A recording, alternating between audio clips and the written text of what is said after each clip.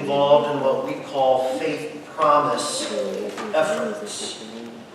And I got to tell you, and I think most of us would agree, last night's banquet, the effort, the energy, the spirit of the speaker, the camaraderie, the sameness of Paige was a great celebration. And I want to publicly and personally say thank you to Nelda and all of her people for all of their hard work. We don't do this enough, but this morning, let's stop and thank Nelda and Daryl and Karina and others.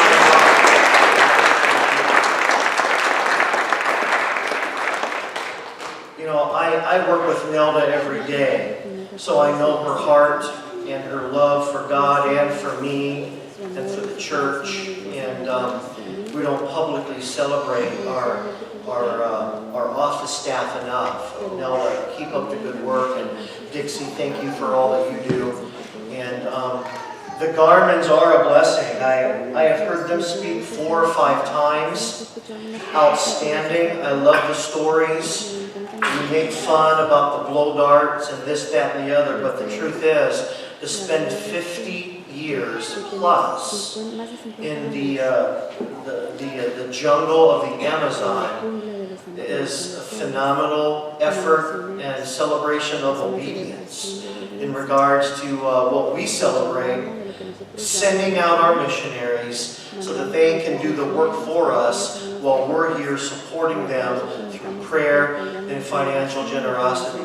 The Garmans really live out what they believe. It's not a show. It's authentically sincere, very transparent. And we are blessed to have them. It won't be long and they might not be doing this type of thing as regularly as they are now. And so this is a blessing for us to get them while they're still hot on the trail. And while they're still doing this, because eventually everybody has to slow down a smidgen. And that day's probably coming, but for now, we're glad you're here, my brother. And we look and your beautiful bride. She's invisible right now, but we're glad you're here. Looking forward to celebrating with you what God is doing. Oh, have I forgotten something, Jimmy? Okay, good. She's in back. She must. Oh, there she is. Well, could we give a wonderful God Country, East Texas welcome to the Garmans and let them know.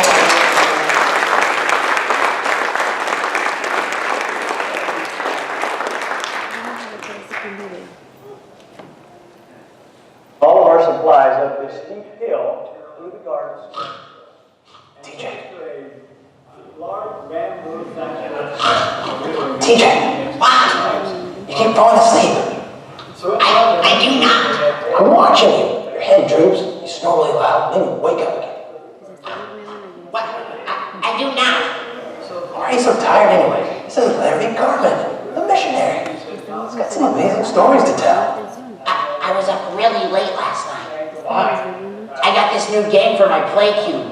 Super Spies 3000. Sorry. Back in khaki. Ooh. Need I say more? No, but you do need to plan a little more carefully. You should take those vitamins your mom told you to take. You should turn the TV off when you're supposed to.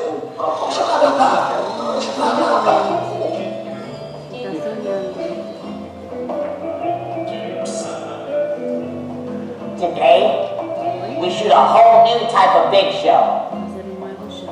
Super Spy. Hi, my name's Jeremy. That's me.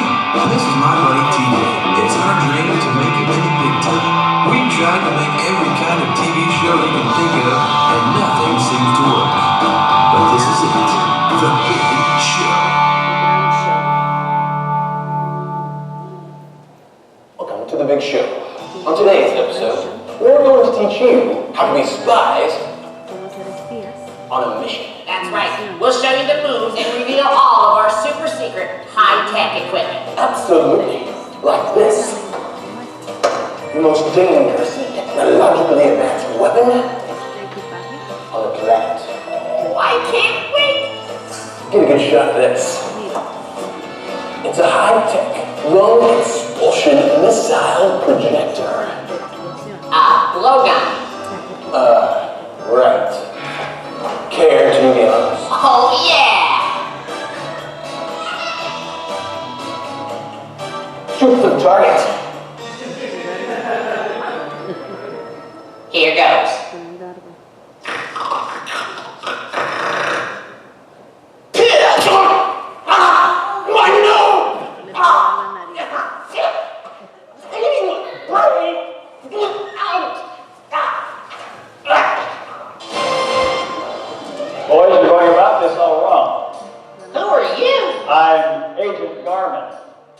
Larry Gardner, and I've been sent here to head up your spy on emission training. Awesome! Jeremy, did you hear that? A spy trainer! Oh, I'm so happy for you. And by the way, TJ, that's not a blowgun. This is a blowgun.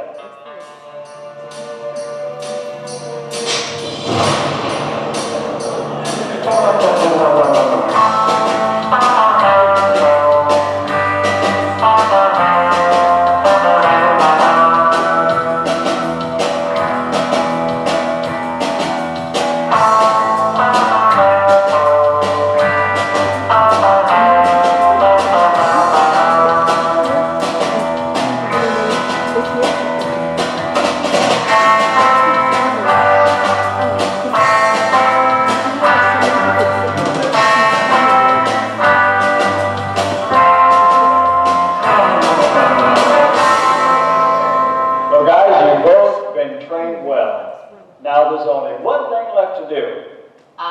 What's that? Jeremy, it's your turn to shoot the blowgun. All right. TJ, you take the target over there, please. Okay.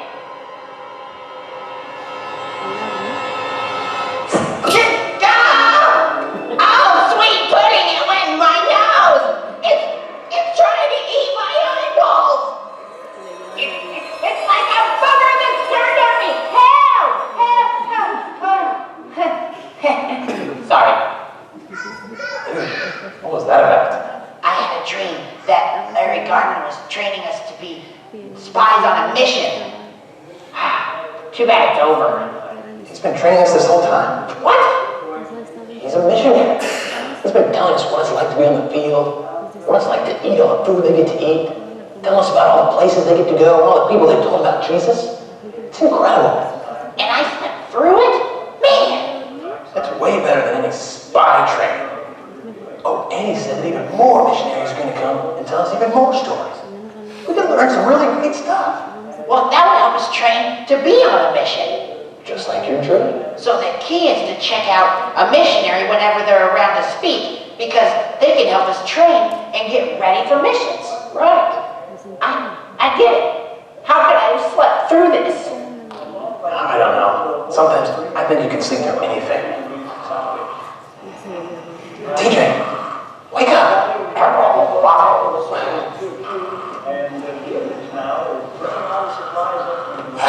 Dude!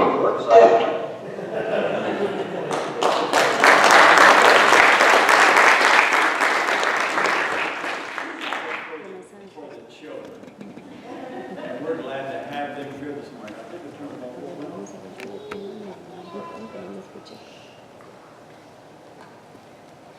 We're having technical difficulties this morning, aren't we? Who got you looking up? Sorry, my brother. Glad is going to come and we're going to greet you in the tongue of our people, the Algonquin Indians. Now, when two old men get together, I haven't seen this old man for a long time. And I'm going to invite him to go fishing with me tomorrow. Ahorita que le acomoden la batería para que no escuchen la ceja, porque no puedo escuchar lo que está diciendo. All right. Well, was that not on yet? Que lo prenda. There you go. I'm walking a lone trail way back in the jungle to his hut. And when we were young boys, about the age of 12, we had to take hallucinating drugs to become a man. And so that meant we would go out and spend 1 week by ourselves in the jungle, tying our hammock between two trees at night, never to sleep in the same place twice, because the evil one might attack you. And so at night, with our hammock in place, we would take that ayahuasca drug, made from the extract of a vine, to receive our visions from the spirit world on the form of the boa, or the eagle, to become a great warrior, to fight with a heavy palmwood spear.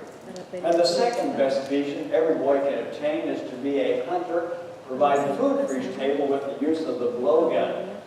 And every boy wants a third vision, that is to be a powerful, authoritative speaker.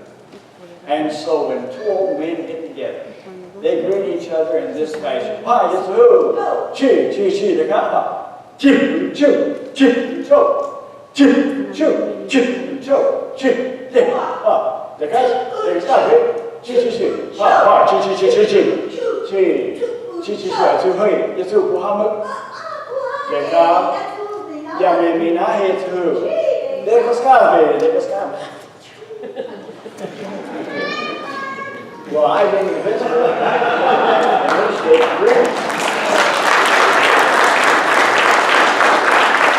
And I asked that old man if he was there, looking right at him, but that's the way he lived.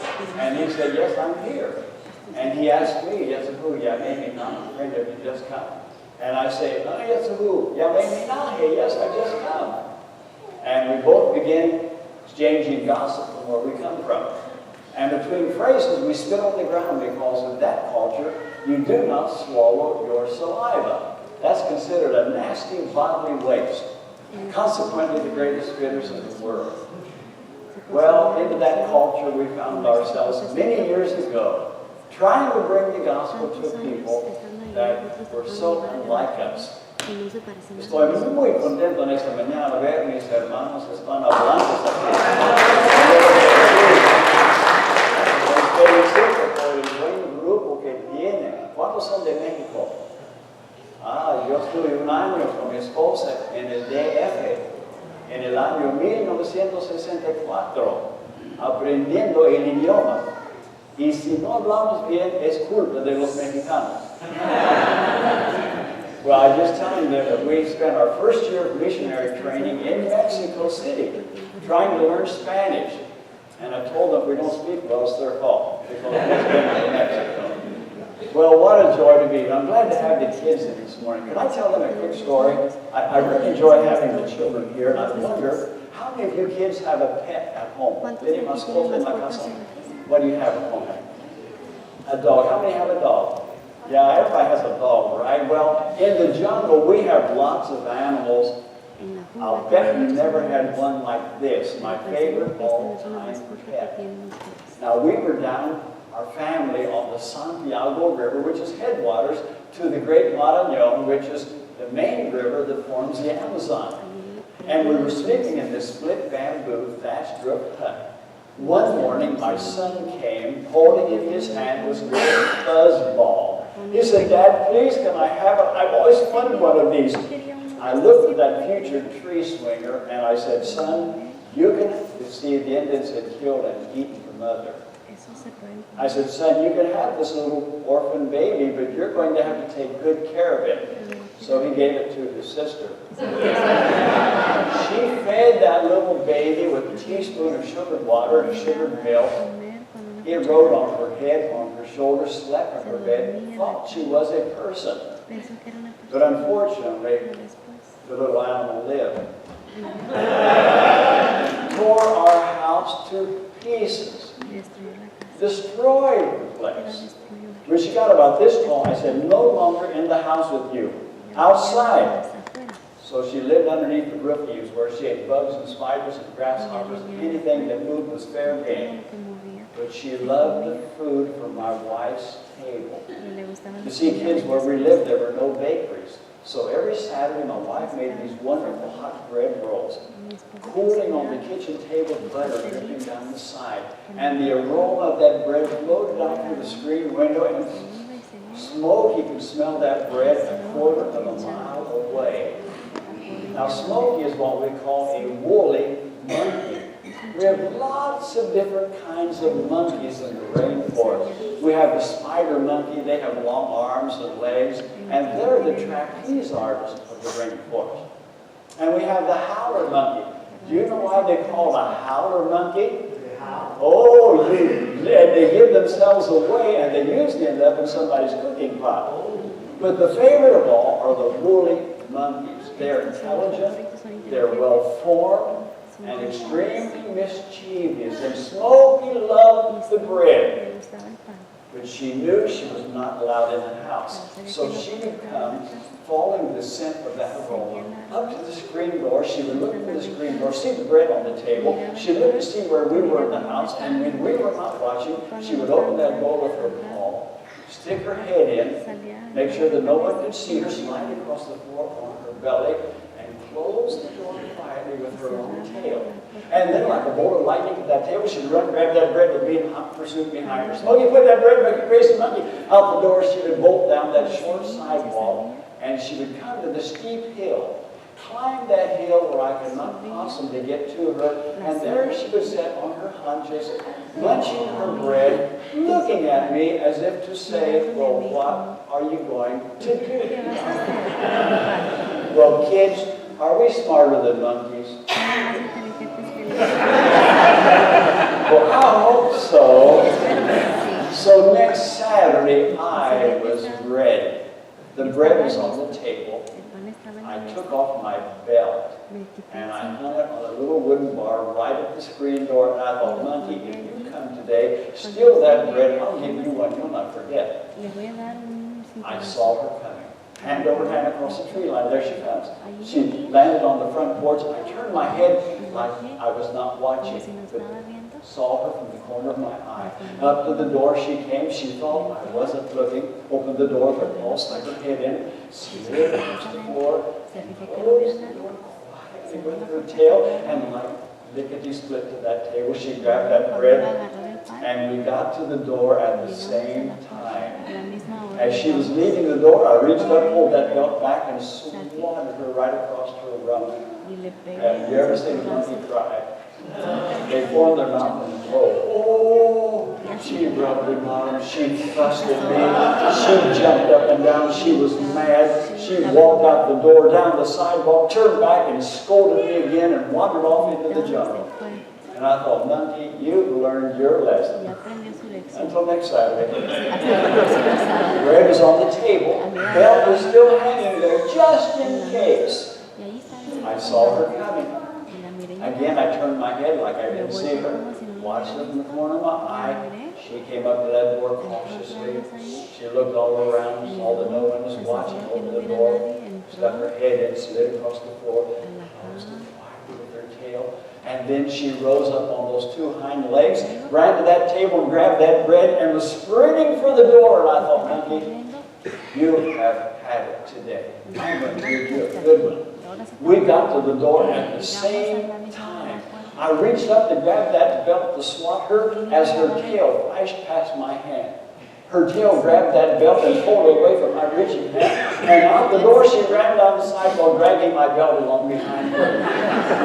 When she got to the end of the sidewalk, she dropped the belt, scurried up that hill, turned and sat on her haunches, munching her bread, looking at me with those cold, steely eyes, as if to say, now what? Oh, kids, pray for us because it's a jungle out there.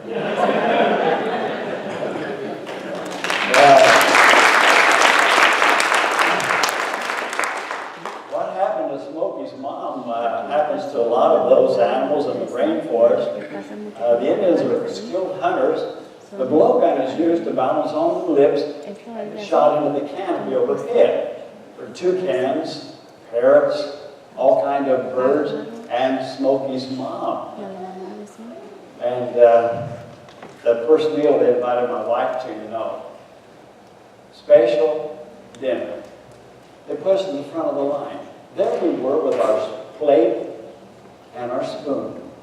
And they brought out this great big pot of boiled yuca, which is a staple of our diet. ¿Usted ya conoce yuca, no? Ya comen la yuca, diga, ¿sí? En el Perú también la yuca en la selva ya es la comida principal. Big pot of yuca and a big pot of boiled green bananas. Ustedes ya comen plátano también, sancochado. And the last pot was this big pot of bubbly, frothy soup. And I wondered what would be in the soup today. Because I've been surprised on more than one occasion. One day they served me this bowl of soup, and I dug my spoon into it, hit something hard, raised up the lower jawbone with big black molar teeth in it, and they told me later it was bronzoco, capybara. I had never seen that animal before. It looks like a big 120-pound flat-nosed rat. But it wasn't capybara today. Would it be armadillo? How big is an armadillo? Wonderful, white, tender fleshes of meat. I love armadillo, one of my favorite foods. I think they call it roadkill here in Texas. It is hunted there in the jungle. And it was an armadillo. He took this spoon, stirred that pot around, and uploaded through the top of that soup this round, dark object. It rolled over, and we looked into the eyes of this huge howler monkey's face. The eyes were wide open, staring at us. The mouth was open, the tongue was hanging out, the ears hadn't been clipped off, and my wife nearly passed out. And he shoved that head to one side, struck the bottom of the pot, he fished around, came up with the lower leg bone, the foot, and the toes, and flipped it into her bowl. I thought I had to carry her out. Up came that head again, rolled over and looked at us. Oh my word. He shoved that thing again to the side, sunk to the bottom, fished around, came up with the forearm, the hand, the fingers, and the hair still on the knuckles, and plopped that into my bowl. And we were a little green behind the gills and glad we knew something about their culture. What's important to know culture. Because in that culture, only the hunter gets the prized part. Thank the Lord. And we went over and sat down at a table minding our own business, wondering how in the world, the toes were hanging over the side, the fingers of the bowl, you know, how are we going to do this thing? A little skinny leg and arm, and it was nice. And we looked up, and there came the hunter marching with his bowl. Pieces of yucca kept the head from rolling out. Broth was splashing down the edges. He came and put his bowl right across from my wife. She tried desperately not to look at him. But she lifted her gaze and saw him holding that thing like a big old piece of watermelon, ripping skin loose around the cheeks and the lips, and a grin from ear to ear. Monkey is one of their favorite foods, and it wasn't our last time either. So to catch a large howler monkey, it takes about 10 or 12 of these poisonous darts that are dipped in a poison very similar to curare, which paralyzes the respiratory muscles, thus causing asphyxiation. 10 or 12 darts made a chase a mile across the jungle, and an hour later, that monkey will finally die. So we'll just show you. Pastor, you said something about that? Yeah, get an axe once.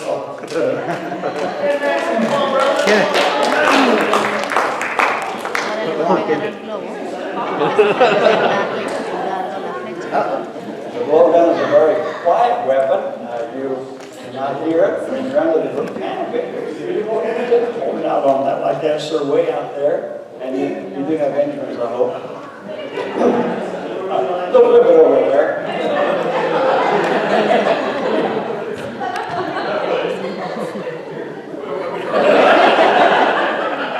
Hold up a little higher. There you go.